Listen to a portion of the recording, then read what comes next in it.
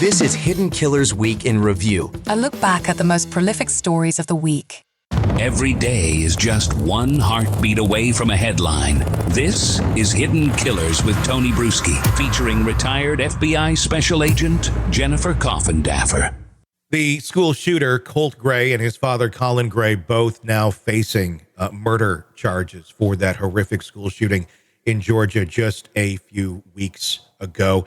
It's starting to be, I think a lot of us are looking at this case with the father, Colin Gray, being charged, almost the new standard after the Crumbleys, Ethan Crumbley and his parents, all being charged with their accountability and responsibility for providing their son with the weapon that he used in that school shooting. Joining me to discuss, Jennifer Coffindaffer, retired FBI Special Agent.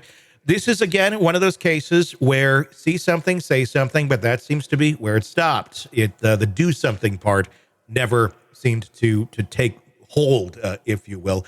Even though officers did come to the house about a year earlier after a threat was revealed to very likely have been from Colt Gray made on Discord against the school. We have watched that body cam video. I'm sure you have as well. A lot of people are frustrated going, why didn't they do more?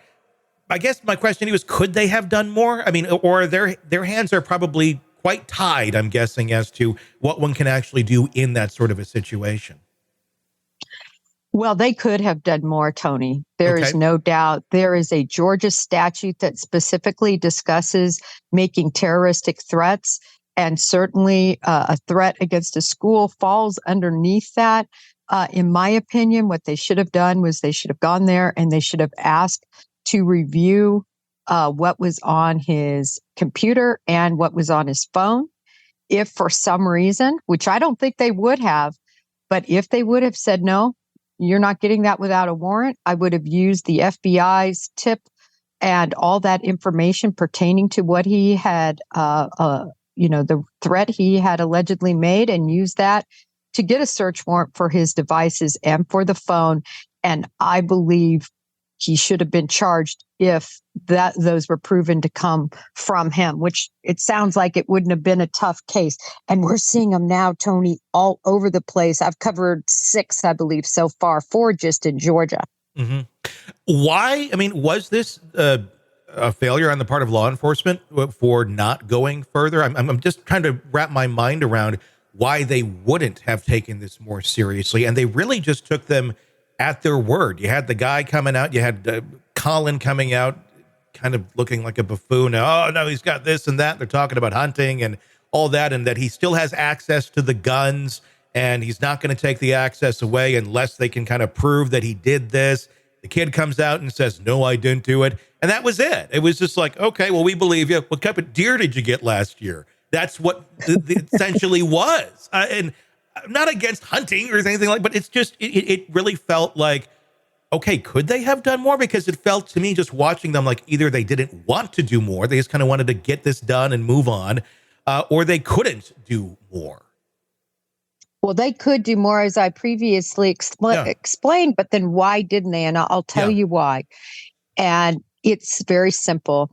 This was a young minor kid, and they get terroristic threats all the time. Mm-hmm. People calling in, students threatening online. And you know what? Finally, law enforcement agencies are starting to do something about it. It's trending nationwide now, reported on it a lot. And this is about time, is all I have to say. The wake-up call should have been in Colorado at Littleton. It wasn't there. It wasn't at, Marjorie Stoneman Douglas. It wasn't at Sandy Hook. Finally, it seems like we're waking up and saying, yeah, sticks and stones break my bones, but you know what? You can't throw sticks and stones and say whatever you want when you're threatening a school any longer, because these kids follow through with it. Yeah.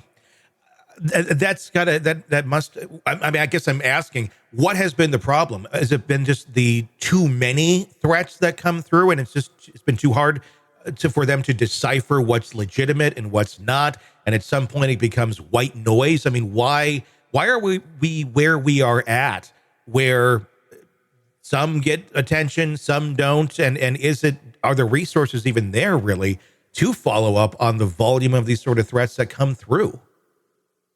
The resources are there. It's just too important now. I think people understand that although there are, idiots behind the keyboard, young people behind the keyboard being brazen and just throwing out these threats for entertainment, those days are gone, I'm hoping, at least with the trending I'm seeing now. And I think in the past, they just wanted to give a little bit of a pass to 10-year-olds, 12-year-olds that were making these threats. Oh, they're young, that, their parents didn't know about it. Just as you saw, they're giving any excuse, head down. No, I didn't do it. And just moving on to a case that they thought was more important. Now, these are the important cases. And a 10-year-old, I believe was 10, was just arrested. And we know a 10-year-old took a gun in and shot a teacher in the face. Yeah. Decently recently.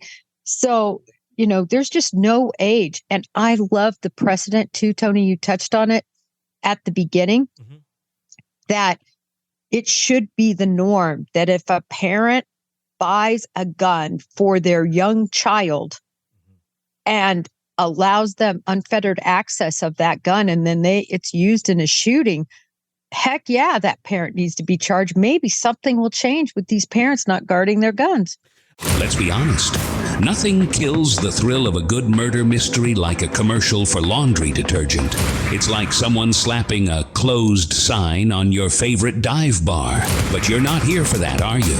You're here for the good stuff. So ditch the ads and upgrade to True Crime Today Premium Plus on Apple Podcasts. With True Crime Today Premium Plus, you get your crime straight. No chaser.